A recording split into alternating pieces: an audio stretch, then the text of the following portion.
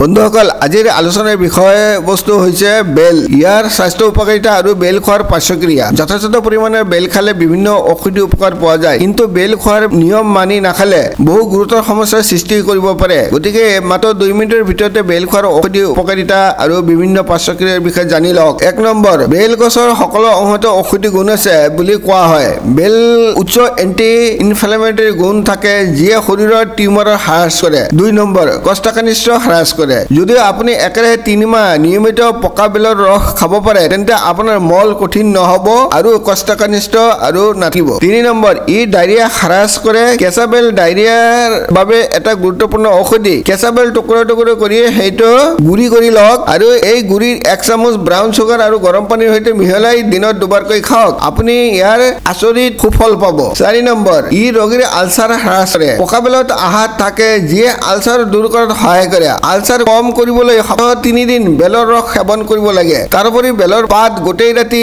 পানী তিয়াই থৈ পিছদিনা খাব লাগে 5 নম্বৰ ই ডায়াবেটিছ ৰোগীৰ তেজৰ শ্ৰেণী হ্ৰাস কৰে শেহতীয়া কৰা এক অধ্যয়নত দেখা গৈছে যে পকা বেলত মিথানল নামৰ উপাদান থাকে যিয়ে তেজৰ শ্ৰেণী কমোৱাত আচৰিত কাম কৰে কিন্তু ভাল ফল পাবলৈ পকা বেল তেনেকৈ খাব লাগে কোনো ধৰণৰ চিৰাপৰ লগত খাব নালাগে 6 নম্বৰ ই যক্ষা ৰোগ হ্ৰাস কৰে বেলত এন্টি মাইক্ৰোবিয়াল উপাদান থাকে যিয়ে যক্ষা ৰোগ হ্ৰাস কৰাত সহায় কৰে কিন্তু ভাল ফলাফল পাবলৈ হলে খোৱাৰ আগতে চেনি বা মৌৰ সৈতে পকা বেলৰ ৰস খাব লাগে একেৰাহে 40 দিন খাব আপুনি বহুতো ভাল ফলাফল পাব 7 নম্বৰ বাত বিষৰ পৰা উপশম কৰে বেলত পৰ্দা নিবাৰণকাৰী গুণ থাকে যিয়ে আমাক বাত বিষৰ পৰা উপশম দিব পাৰে গতিকে ভাল ফলাফলৰ বাবে নিয়মিত বেলৰ ৰস খাব লাগে 8 নম্বৰ কেঞ্চাৰৰ পৰা আঁতৰি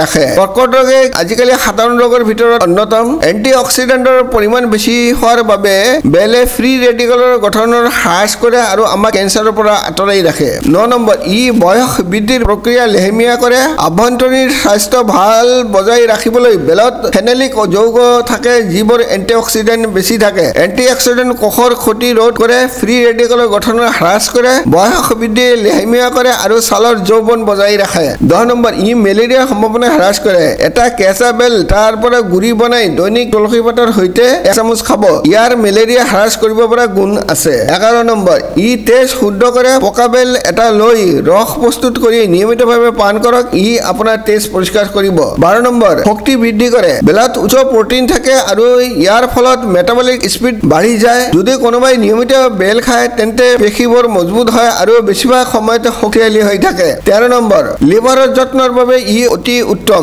বেলত বিটা কেৰোটিন থাকে যিটো যকৃতৰ বাবে ভাল বেলত থাইমিয়ান আৰু ৰাইফাফ্লাভিনো থাকে এই দুটা উপাদানে যকৃতৰ শক্তি অতিশয় বৃদ্ধি কৰে 14 নম্বৰ ই ৰক্তচাপ কমায় বেলে তেজ বিশুদ্ধ কৰি উচ্চ ৰক্তচাপ কমাই ৰাখে 15 নম্বৰ ই ডিসেন্ট্ৰি কমায় কেঁচা বেল এটা লৈ টুকুৰা টুকুৰা কৰি ৰাতিটো তিয়াই থব লাগে পিছদিনা ৰাতিপুৱা ফিল্টাৰ কৰি পানীখিনি খাই ল'ব কেইদিনমান খাই থাকিব আপুনি ইয়াৰ যাদুকাৰী ফলাফল পাব 16 নম্বৰ ই ব্ৰণ হ্ৰাস কৰে বেলত উচ্চ এন্টিঅক্সিডেন্ট ডাকেৰটিন থাকে যিয়ে ব্ৰণ গঠন ৰোধ কৰি বা হ্ৰাস কৰিব পাৰে 17 নম্বৰ স্কাৰ্বি হ্ৰাস পায় স্কাৰ্বি দাঁতৰ সমস্যা মূলতঃ ভিটামিন চিৰ অভাৱৰ বাবে দাঁতৰ ক্ষয় হয় আমি দেখিলো যে বেল ভিটামিন চিৰ একনিষ্ঠ উৎস বেল খালে এই ৰোগ প্ৰাদুৰ্ভাৱ হ্ৰাস পায় 18 নম্বৰ বেল থায়ামিন আৰু ৰাইফ্লাভিন প্ৰচুৰ পৰিমাণে থাকে এই পদাৰ্থবোৰ শৰীৰৰ তেজ পৰিষ্কাৰ কৰাত আচৰিত কাম কৰে বেলৰ ৰস সেৱনে আন্তৰিক স্বাস্থ্য ভাল বজাই ৰখাত সহায় কৰে আৰু বৃক্কৰ সমস্যা দূৰ কৰে বেল খোৱাৰ অসুবিধা বা সাইড ইফেক্ট সাধাৰণতে বেল নিৰাপদ যদিও গৰ্ভাৱস্থাত কিছুমান তিৰোতা